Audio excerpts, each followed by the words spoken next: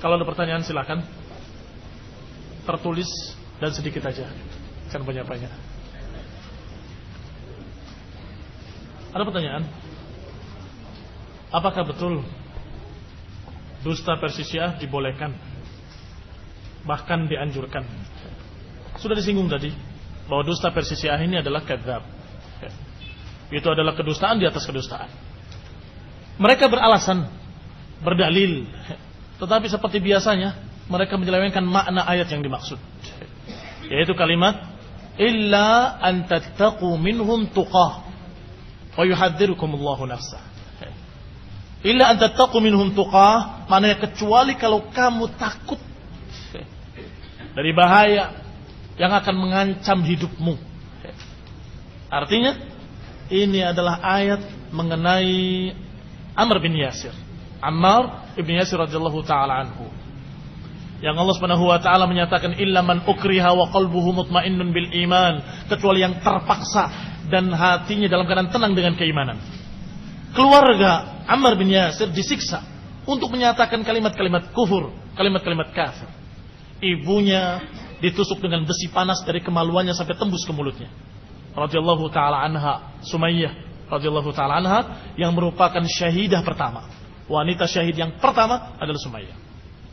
Bapaknya diikat kakinya ke salah satu kuda dan kaki yang lain ke kuda yang lain.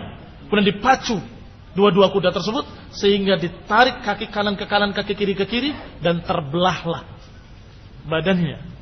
Sehingga yang dikhawatirkan Ammar adalah kekhawatiran yang sungguh-sungguh terjadi di matanya. Kemudian terpaksa keluar kalimat-kalimat yang diinginkan oleh mereka. Setelah itu Ammar menangis sejadi-jadinya, menyesal atas apa yang diucapkannya. Kemudian dilaporkan oleh beberapa orang yang tahu kepada Rasulullah, ya Rasulullah, Ammar mengucapkan kalimat seperti ini dan seperti ini. Apa jawaban Rasulullah SAW? Ammar dipenuhi keimanan dari ujung rambutnya sampai ujung kakinya. Ini Nabi yakin bahwa itu bukan dari hati Ammar, karena terpaksa. Maka turun ayatnya illa man ukriha wa qalbuhu mutmainnun bil iman, kecuali yang terpaksa dan dalam keadaan hatinya tentram dengan keimanan. Itu yang terjadi. Adapun apa yang dilakukan oleh Syiah, karena apa, terpaksa karena apa, tidak ada semuanya. Dan dosanya sangat banyak sekali. Bukan satu, bukan dua, bukan tiga, bukan sekali seperti Ammar, tetapi sekian hari, setiap hari sekian kali, seperti makan obat 3 kali sehari. Bahkan mereka sekarang berbicara, nanti sejam berikutnya akan berubah kalimatnya. Dari sini mengatakan saya mazhabnya Syafi'i, bukan Syiah. Dan sampai sana berpindah lagi, saya mazhabnya Hambali. Sampai sana lagi berubah lagi, saya Hanafi. Kenapa? Karena ketika bicara Syafi'i akan dikatakan, bukankah mazhabnya seperti ini? Oh, bukan, maksud saya Hambali. Ketika dikatakan Hambali juga seperti ini, enggak seperti kamu. Oh, bukan, maksud saya Hanafi. Baik, kalau Hanafi begini, terus. Ini sama sekali tidak bisa berdalil dengan ayat tadi. Wallahu ta'ala a'lam.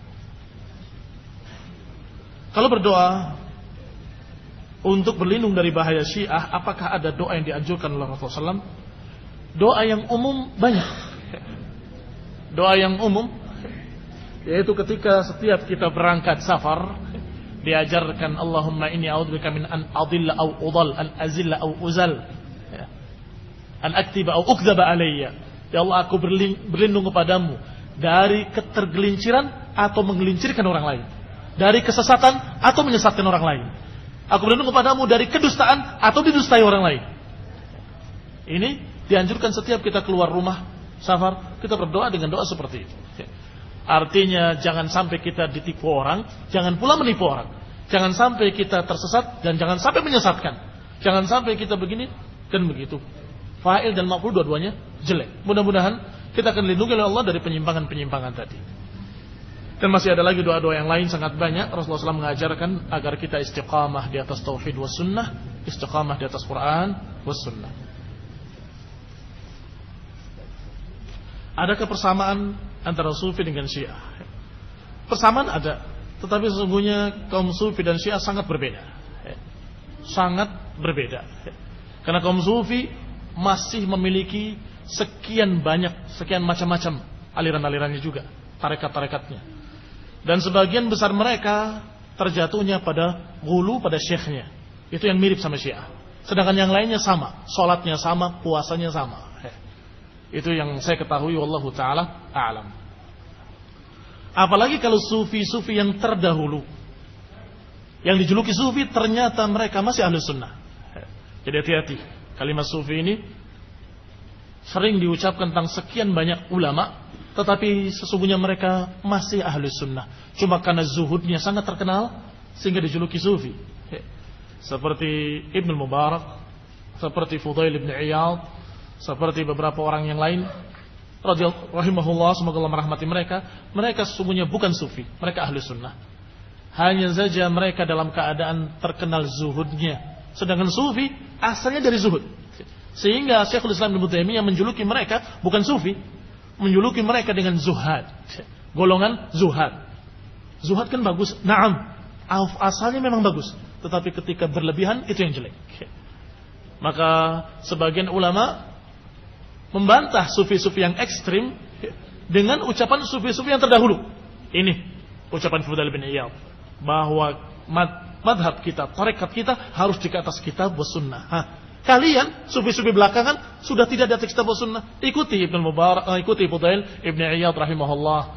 Ikuti mereka-mereka yang terdahulu, bahwa mereka masih tetap di atas kitab wa sunnah. Wallahu ta'ala a'lam. Subhanakallahumma wa bihamdika, la ilaha illa anta, astaghfiruka wa atubu ilaik. Wassalamu alaikum warahmatullahi wabarakatuh.